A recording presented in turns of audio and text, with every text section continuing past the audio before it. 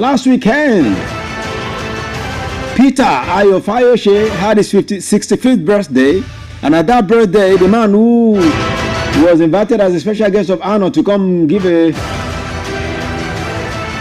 celebrant talk was the former President Olusegun Obasanjo.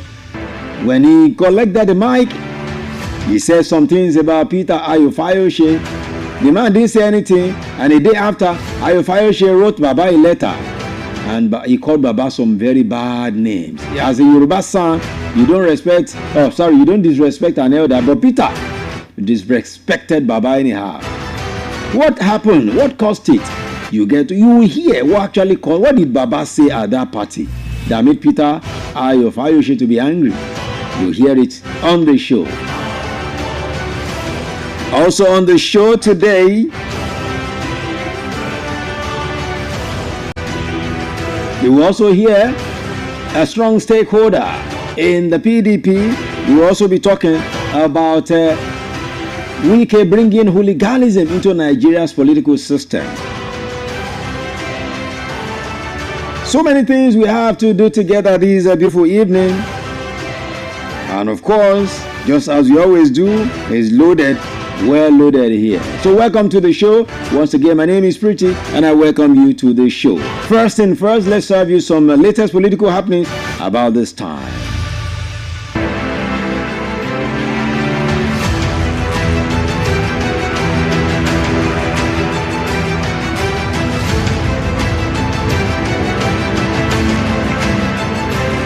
Alright, for latest political happenings in Nigeria at this time, let's tell you that the National Working Committee of the ruling APC has stated that former Ogun State Governor and Senator representing Ogun East, Otumba Gbenga Daniel, remains a bona fide member of the party.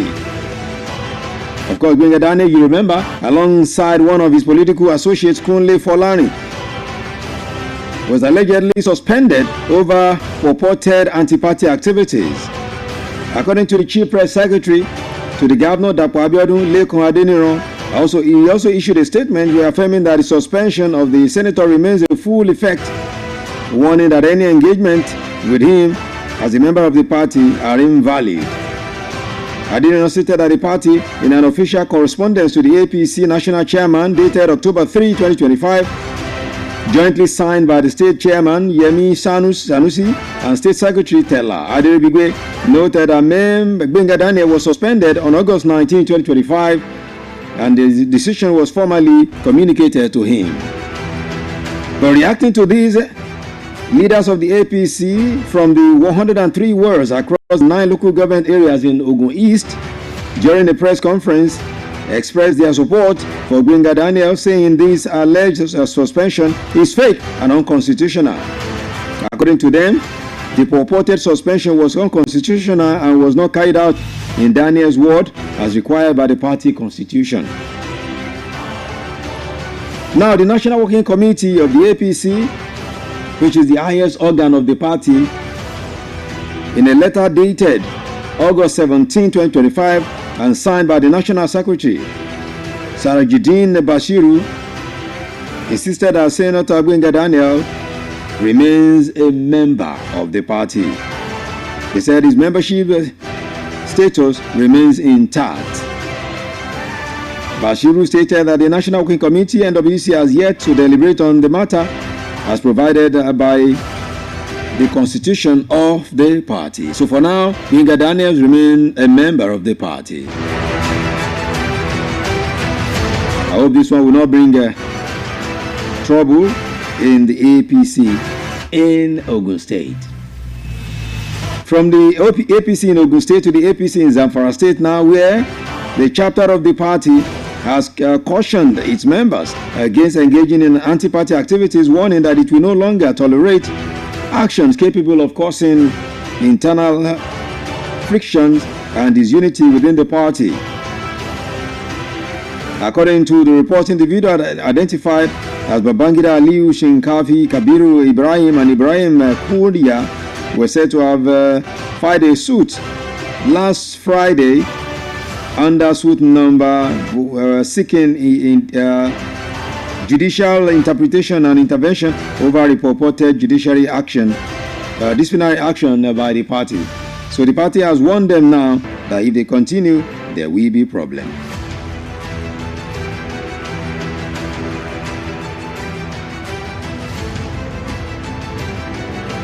In Cross River State, Governor Bassey Otu of the state has reaffirmed that security remains the top priority of his administration, warning that the growing threat across several local government areas require urgent and coordinated action. Meeting with all 28 local government council chairmen in Calabar a while ago, the governor placed insecurity at the center of a discussion, stressing that recent developments pose serious risk to public safety and social stability.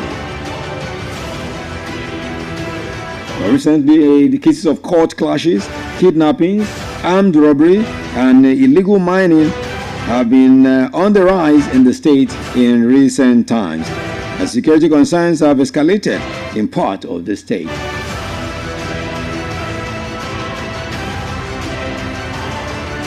All right, to the PDP now.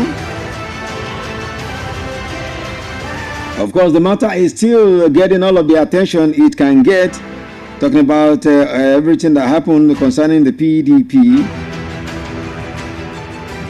yesterday at the national headquarters in Abuja.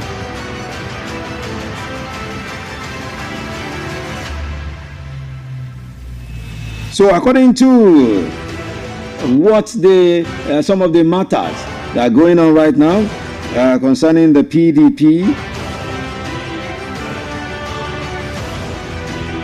Director of the Institute of the Commonwealth, jurist, political economist, strategist, and political analyst, Professor Anthony Kila has advised INEC to mandate political parties to have well-trained psychiatrists among them as part of ongoing electoral reforms. According to him, what transpired at the National Secretariat of the PDP yesterday demonstrates that the need for political parties to involve psychiatrists. Of course, you remember that Turaki's faction clashed with a faction loyal to the Minister of the FCT, Nyesom Wike, while attempting to hold an important meeting in the same facility, causing chaos in the area. Bauchi State Governor Bala Mohammed claimed that he and his Oyo State counterpart Seyi Makinde were tear-gassed during the accident. After normalcy was restored, the recently elected national chairman of the party, Tanimu Turaki, assumed office as the secretariat, and he was accompanied by two state governors, Bala Mohammed and Seyi Makinde. We're coming to that matter very, very shortly. We're coming to that matter. But in the meantime, Kano State, a member of the APC in Kano, Malam Al-Azan, says he believes the party will defeat the new Nigerian party NNPP in the next general election in 2027. Hassan, who previously served as a special advisor to former Vice President Yemi Osinbajo, said the APC was already strengthening the structures and bringing the key political figures together ahead of the polls. Still back to the PDP matter now. The newly elected National Publicity Secretary of the PDP, Ememobong Yini, has described as shameful and pitiful the violent standoff at the party's Wadata Plaza headquarters in Abuja yesterday. He made a statement while responding to questions where he said the standoff indicates a disturbing decline in Nigeria's democratic culture, questioning the process surrounding the disputed meeting.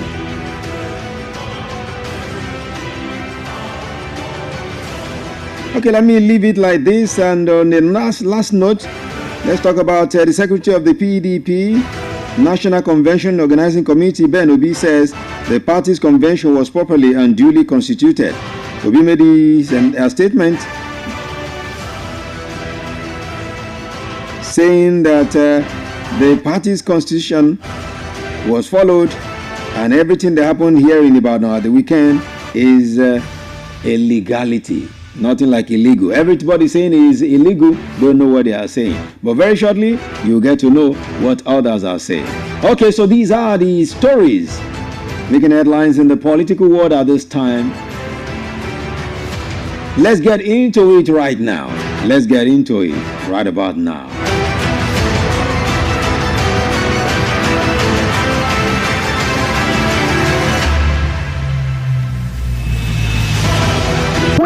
We in this region have been self-governing for more than 3 years.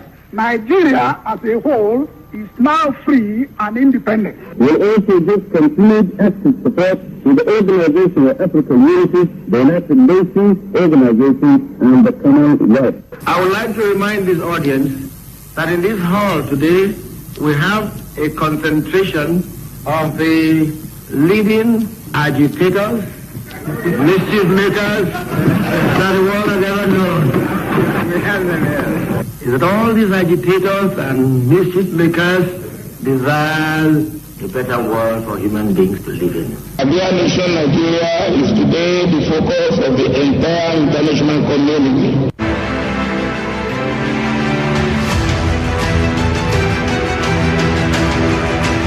Thank you very much for being with us. Let's get into it right now. Now, barely 48 hours after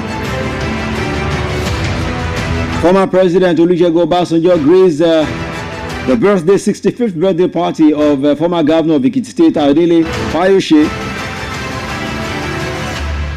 people were surprised early in the week when he launched a fresh attack on Baba Obasanjo. And people were wondering what could have happened, because most people that were not there at the event only read about the situation or saw what happened, and they were wondering what could have gone wrong. Fayose called Baba some unprintable names, very, very crazy names, I will tell you, but I won't say them here now. So people have been wondering what could have caused what made Peter Ayo Fayose to send Baba such a letter.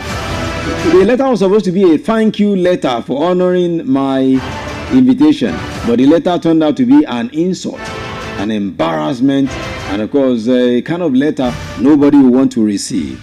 Let's quickly take a listen. I want you to take a listen to what actually transpired. What could have made Baba to what did Baba say that would make Peter Ayo Fayose to react and call Baba such heavy names? Take a listen. I'll be back. This is a special day for both of you.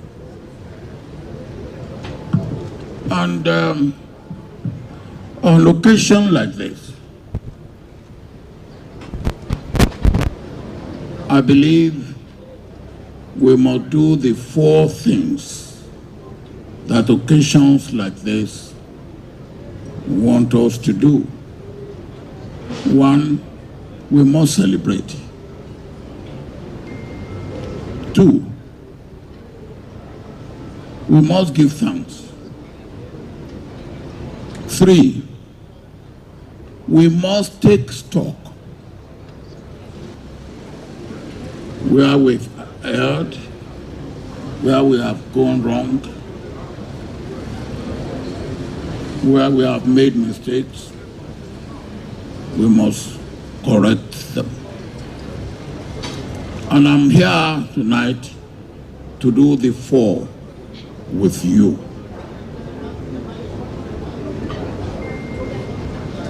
Up to the time I started coming here, some people called me and said, we hear you are going to Ayo Fayose's birthday. Can't you remember he abused you? I said, thank you for reminding me.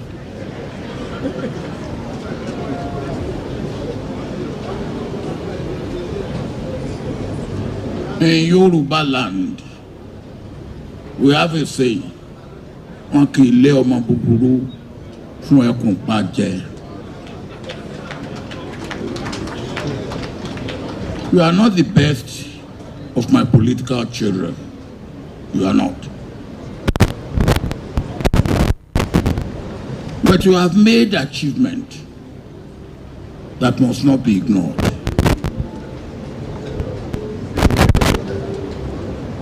Because even to get me to come to this, you couldn't approach me directly.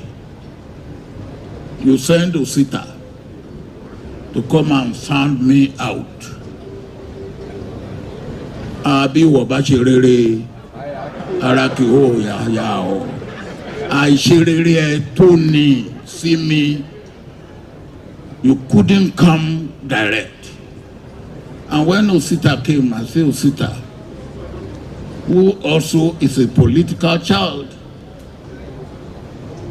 I said, well, if he has sent you and you have delivered the message, then say to him that you have delivered the message. And then you phoned me. And I said, Ayo who? And you say, Ayo Fawoshe. I said, yes, you can see me anytime. I made it but a walk. And then, even that, you take precaution. Oh, what direct Latin to knock at my door. You send Folusho as emissary to feel the pulse and see what the atmosphere will be. And Folusho came. And when Folusho came, I said, what have you come for? And about an hour later, you came. And you know that I had had the program, which took me to Kigali, 1 a.m. yesterday. And I was supposed to be in Kigali till Sunday. But when you then told me that your birthday is this Saturday, I said, whatever it takes, I will make sure that I come. And there and then, I started making arrangements. Because ara lelayu malamodi, arun lara atape, and I want everybody to learn a lesson from there. And then, after you have heard from me, you phone your wife. And I spoke to your wife. And I said, Madam, you and your husband, Shomaluabi. And your wife completely disarmed me by saying, Baba, you are right. Edarijiwa. And then when you get that, then what else can I do? You have heard what happened? This is actually what went down. This is what Baba said. Fayoshe said something that he could have answered Baba right there at that event, but he just wanted to let the event go smoothly. That's why he decided to keep quiet. So he had what he would do in his mind. The same way Baba had what he would do in his mind concerning this issue, because what Baba actually reacted to that made him say all of these things happened long time ago.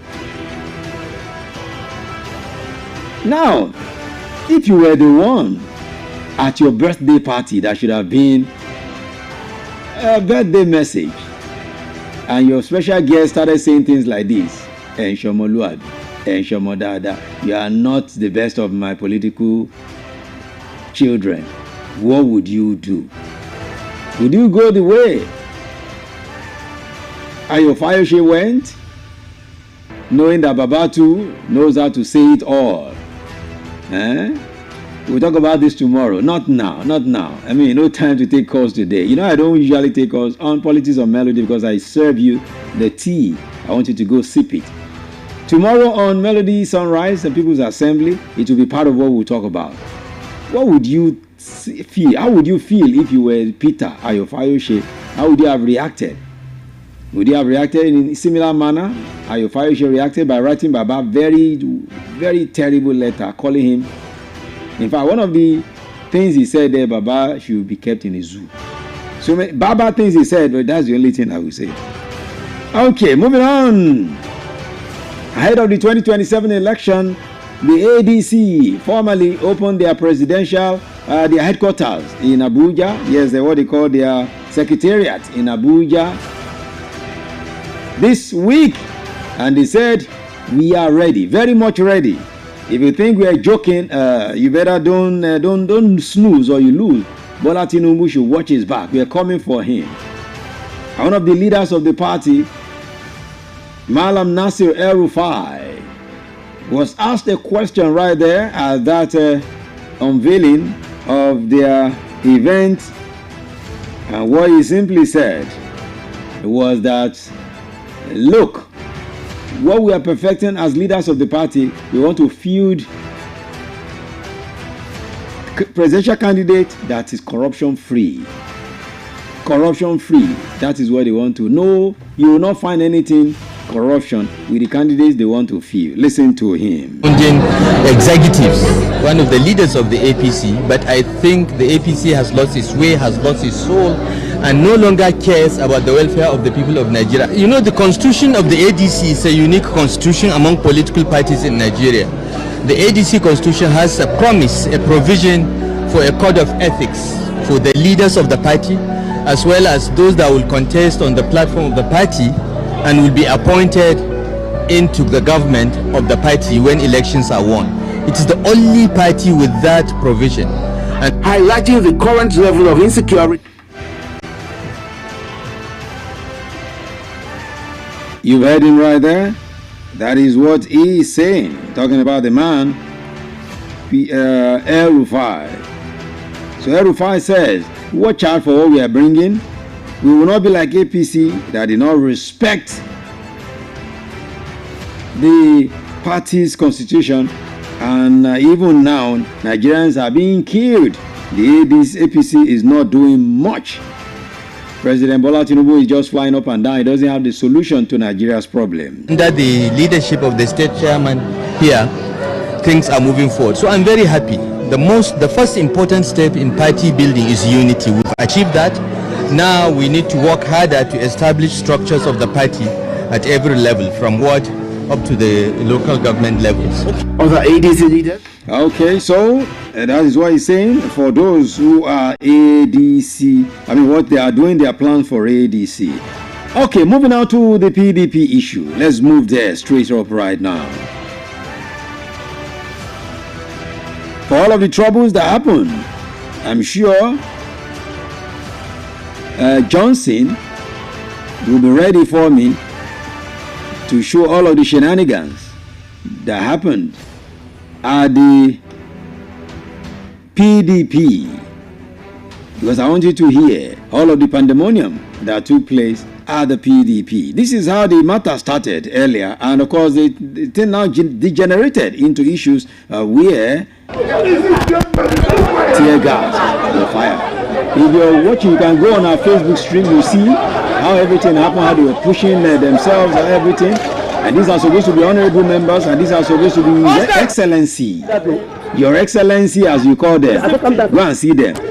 See the way they are pushing themselves. See pushing. See the way they push Mr. Excellency. See that one fell down. See that one. Are you watching? Go to our Facebook. Go and watch it. I'll leave it for some time for you to watch. Go on our Facebook page, Melody 100.7 FM on Facebook, and go and see pushing. Go and see pandemonium. These are honorable. These are excellencies. Go check it out.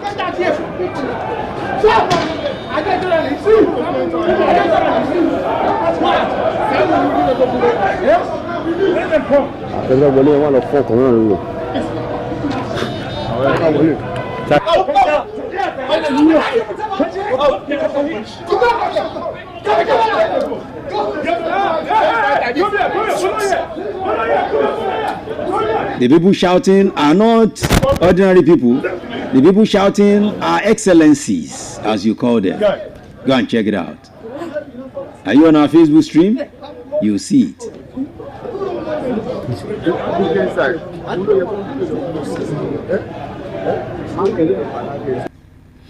So That's how it went down at the PDP secretariat yesterday. Eventually, it took the help of policemen to come fire tear gas before everything now went down little by little, right there at the party secretariat of the PDP.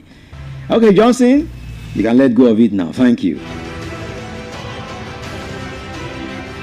So this is what we are witnessing in Nigeria's political system. And after all these shenanigans, we took our time to ask them what is going on. We asked them some questions. What is going on? What is the issue? Who is at fault? The other one, we blame the other one. The other one, we blame the other one.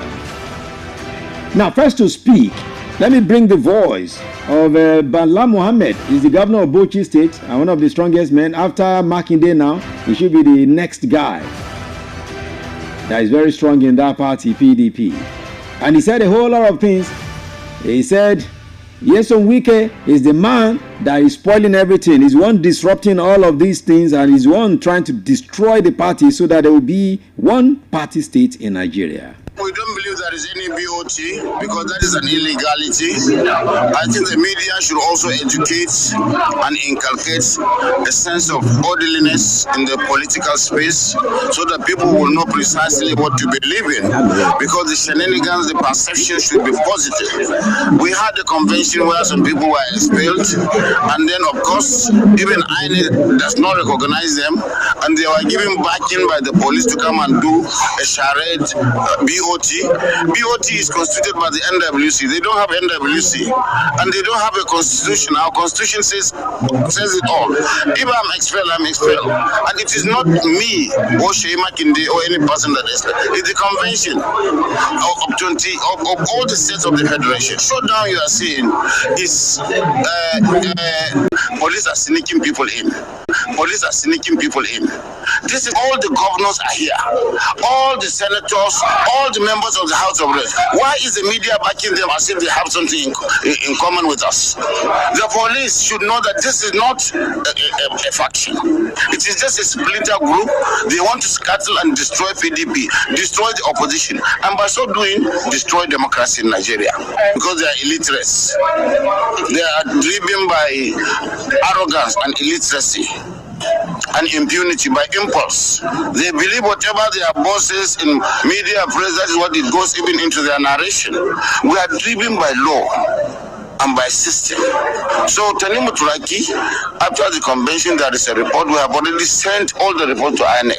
INEC is not obliged or forced to attend any convention of any political party. Have you ever seen APC doing any convention? Did you ask them? But they have leaders and they are recognized by INEC. After the convention, there is a report. We have already sent all the report to INEC. INEC is not obliged or forced to attend any convention of any political party. Have you ever seen APC doing any convention? Did you ask them? But they have leaders and they are recognized by INEC. Why must you be the only person that you assess? Please. That is statement that he said is making us to ask him more questions, because he said INEC should have been, because people believe that INEC should have been part of your convention. If you have a convention, INEC should be part of it. If INEC is not part of your convention, at the end of the day, the result of that convention might be null and void.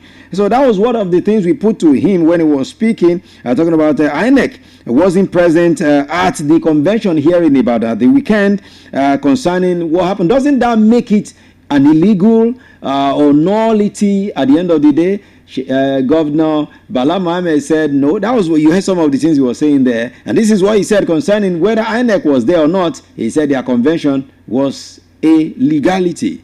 The Constitution does not force them to be there, but we must give them notice. We give them notice and they accept it and acknowledge. You have the acknowledgement that they got the notice.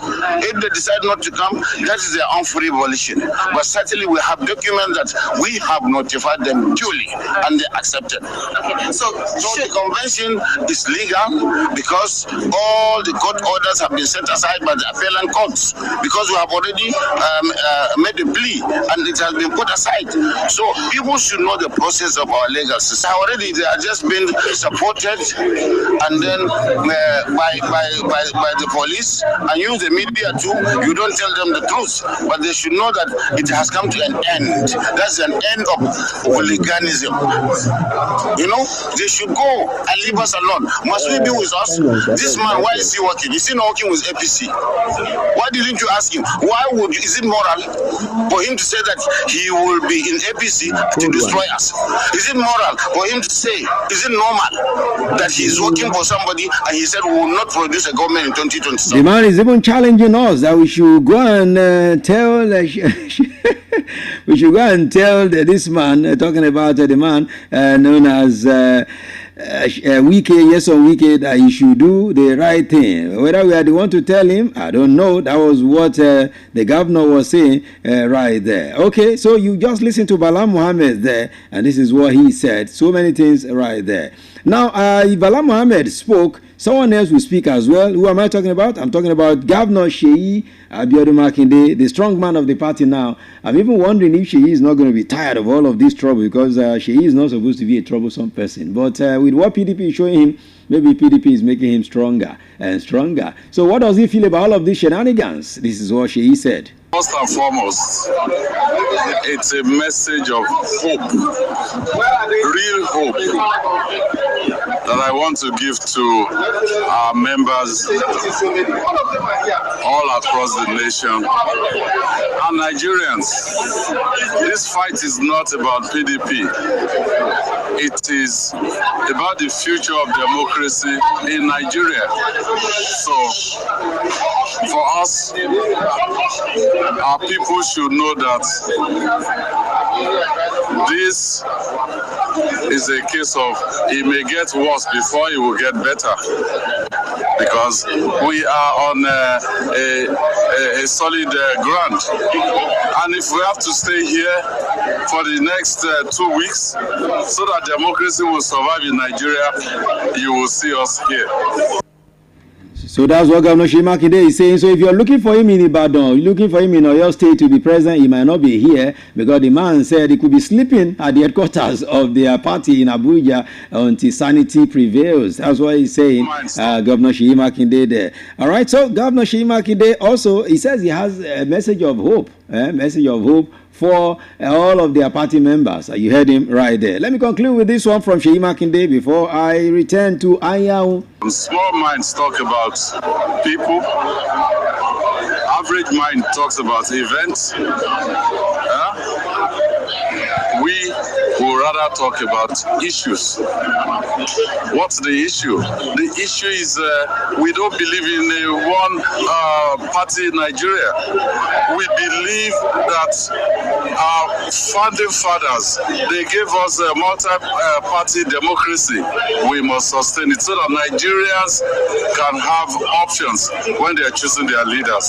That is the issue. I don't want to talk about individuals, and I don't want to talk about events. That's the issue. What Seyi is saying there is he wouldn't talk about Wike at all.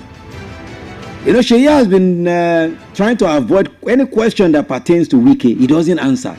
If you ask him anything now about Wike, he will not answer.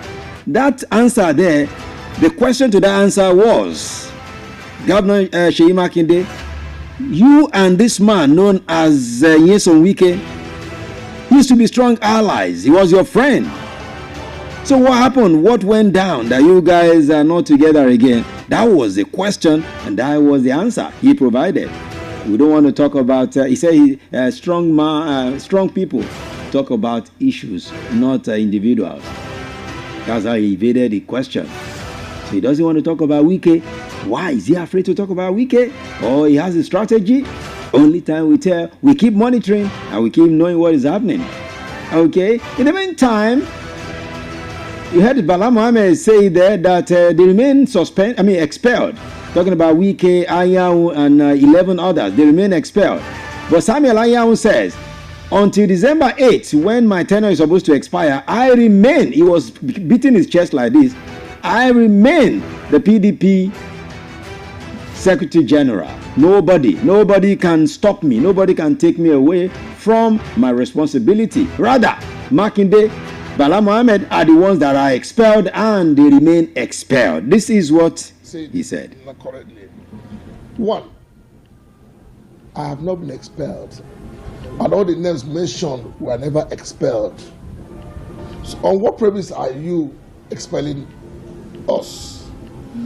What platform are you using to expel us? Convention that never heard? And there's every communication to INEC for any congresses, convention, I must sign to that. I never communicated any letter to INEC for any convention. And there was no convention, as a matter of fact. There's no convention anywhere. And I keep asking. It's very, very clear that any convention must be monitored, supervised by INEC. INEC does the accreditation. They will be there for accreditation of these things are not done. It was just example, like I said, they know the truth. Somebody somewhere has spent money and wanted the people to gather. And let me ask you, if you are doing a convention, 2/3 of the states were not there. 2/3 of the states were not there. And even in 17 states, they said they came for that jamboree. Where people that were picked by the roadsides and gave PDP uniform to occupy some state podium. That's not like that. You heard him right there. Senator Samuel Anyanwu there. The secretary of the party, okay, let me say, factional secretary of the party. They are even confusing us. We don't know the ones to use anymore. Factional secretary of the party, because they have 2 secretaries, 2 national chairman, 2 treasurers, 2 everything. Every position in the PDP now, 2. Which one will INEC recognize? We do not know. What is causing all of these issues? We do not know. But one man again is here. His name is Robinson Eward. Robinson Eward is a very strong former state chairman, Rivers State chairman of the PDP, and a very big stakeholder in the PDP. He says the only person that is bringing trouble to the PDP still is Nyesom Wike. He says Nyesom Wike has introduced hooliganism and gangsterism to Nigeria's political space, which is not good enough. Politics of gangsterism and hooliganism is what they're now playing. Listen to him. What is playing out at the PDP headquarters today is shameful. Very, very shameful. Is avoidable. And it shouldn't have happened at all. First, the PDP has a constitution. As members of the party, we ought to respect our constitution. The PDP constitution makes provision for a national convention. The PDP constitution also makes provision for penalties for those involved in anti-party activities and for actions taken by individual party members that will bring the party to disrepute. First, the PDP held its national convention over the last weekend. The party made landmark decisions. Certain individuals, including the FCT Minister Nyesom Wike, Samuel Anyanwu, etc., were suspended from the party. Going forward, the party elected a new national executive working committee. That is what the party constitution says. FCT minister, like I've said in different fora, can go ahead and register his own political party, and that will fare well. The FCT minister and Anyanwu and others, they have been involved in anti-party activities over the years, not just this year. In 2023, during the presidential election, the FCT minister did not support the presidential candidate of the PDP. And today, on national TV, both in private and in public discussion, he has made it clear that he will support the current president, which is APC. That is against the constitution of the party. And the constitution of the party says if a member gets involved in anti-party activity, that the party must apply sanction. The party applied the appropriate sanction during the convention by expelling him. Today, the FCT minister ought not to mobilize thugs to the party secretariat. What the FCT minister has resorted to today is self-help. The FCT minister is resorting to self-help, which is not good for our democracy. It is not also good for the image of our great party, the PDP. What the FCT minister is displaying is not the vision and the mission of the founding fathers of our great party. Our founding fathers have a vision that the PDP will provide leadership, good governance for Nigerians. That is the vision and mission of our founding fathers. Today, the FCT minister has introduced brigandage, hooliganism, and self-help to the system. It is not good for the image of the party. It is not good for our democracy. I will go further to call on the president to take a closer look at what is happening at the PDP today, at the PDP headquarters today. If his own minister is doing all this and he keeps quiet, what it means is that he is the enabler. What it means is that he is part of what the FCT minister is doing. Because he has the authority, the power, the right to call the FCT minister to order, but he's not doing it. The president is in a position to ensure that order is restored at the party secretariat, PDP headquarters, but he's not doing it. What do we do as a people? We must continue to be law-abiding. We must continue to defend democracy. The Nigerians should know and see that the FCT minister has brought the party to disrepute, to shame. He's no longer a member of the party. What is he doing at the national headquarters of the party?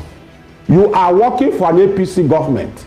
You have made it clear that the party that you will support, you and your supporters will support President Tinubu. What are you doing at PDP? Such a person cannot be tolerated by the party anymore.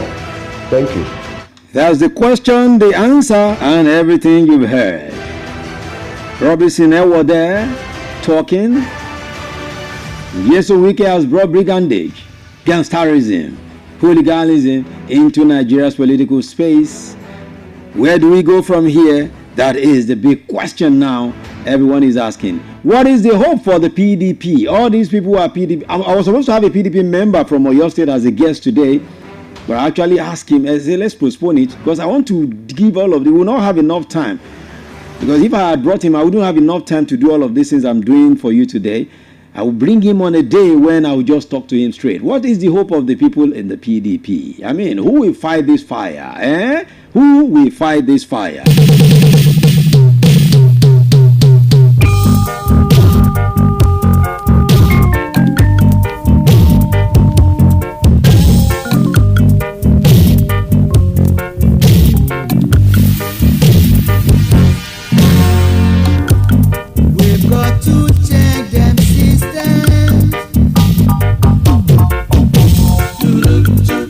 For this system so unreal.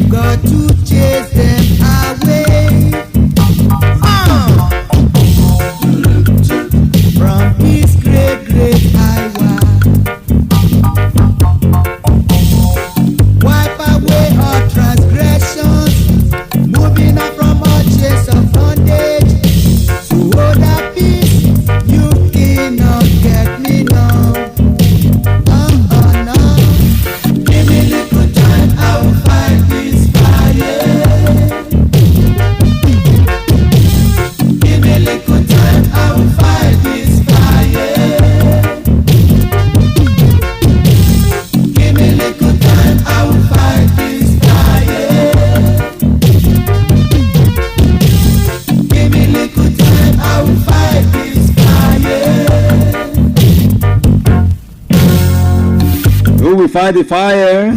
The question is, who will fight this fire? The fire that is burning in the PDP, who will fight this fire? God have mercy. When will the PDP be strong again? Will the PDP ever be strong again? Can the PDP be strong again? Oh, God have mercy on the PDP. I feel so sorry for those who are PDP members. I'm not a politician. I'm a journalist, a broadcaster of repute. That's what I'm doing. I'm doing my job. But the question I'm asking, who will fight the fire burning in the PDP? Who are the firefighters that will fight this fire? Let me be going now. Thank you so much for being part of this show today. As always, another beautiful one. Tomorrow morning on the People's Assembly, we have a very important, in fact, two very important issues to discuss. I hinted one earlier, and of course another one tomorrow about Oyo State, about Ibadan. We'll look at that tomorrow on the People's Assembly. Melody Sunrise, 8 to 10 a.m. Let me go have a 1 hour break. Now I'll be back on the cruise show. Yes, on the cruise show tonight, especially the post segment, what we're looking at, we'll be looking through the awards going down tonight in Rabat, Morocco, the CAF Awards. Nigerians are represented there, both in the male and the female. Let's see what will happen. We'll talk about that in a jiffy. Thank you so much. Big ups to Mr. Johnson, that's how I like to call him. Only Mr. Johnson. Okay. Thank you to Daniel Adeyemi as well, making things happen. Doing collabo here, doing collabo there. Daniel Adeyemi is the king of collabo now here. Well, lie to lie. Okay. Of course, to Moses, Amos 33. Big ups. Every other guy doing the right thing here, making things pop. God bless you. My name is Pretty. Until 6 p.m. when I come back again on the cruise show, keep doing what is right. And again, who will fight the fire for the PDP? I'm out of here. We've got